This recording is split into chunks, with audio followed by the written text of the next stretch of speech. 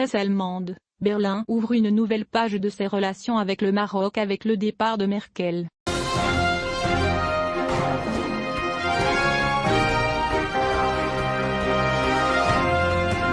Le Maroc et l'Allemagne ont ouvert une nouvelle page de leurs relations bilatérales, après le départ d'Angela Merkel, l'ancienne chancelière de la République fédérale d'Allemagne, et l'accession au pouvoir d'une nouvelle équipe gouvernementale fédérale sous la houlette du nouveau chancelier, Olaf Scholz.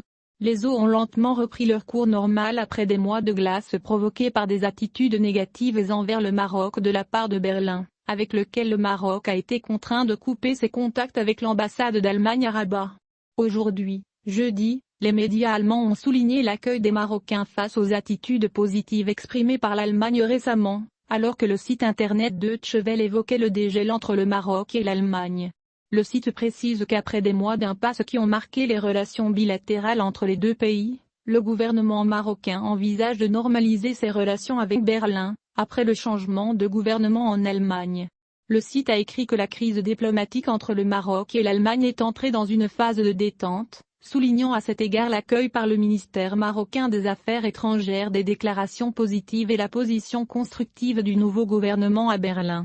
Il a souligné qu'on espère que les représentants diplomatiques des deux pays reprendront bientôt leur travail normalement.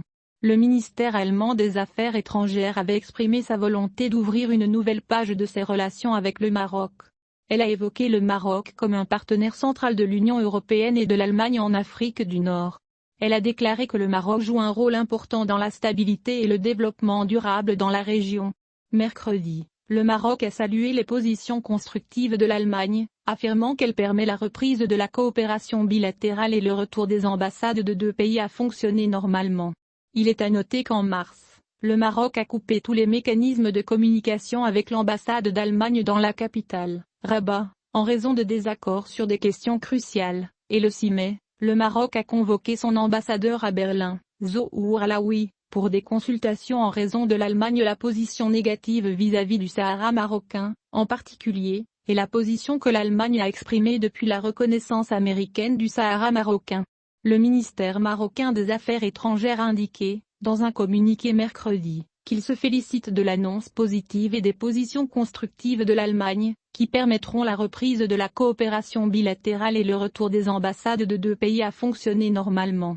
Elle a exprimé son espoir que ces déclarations seront combinées avec des actions, reflétant un nouvel esprit et donnant un nouveau départ à la relation basée sur la clarté et le respect mutuel. Le 8 décembre, l'ambassade d'Allemagne à Rabat a annoncé sur sa page Facebook qu'il était dans l'intérêt des deux pays de reprendre leurs relations diplomatiques. Le ministère a ajouté que Berlin estime que la proposition d'autonomie constitue un terrain important pour régler le différend artificiel sur le Sahara marocain.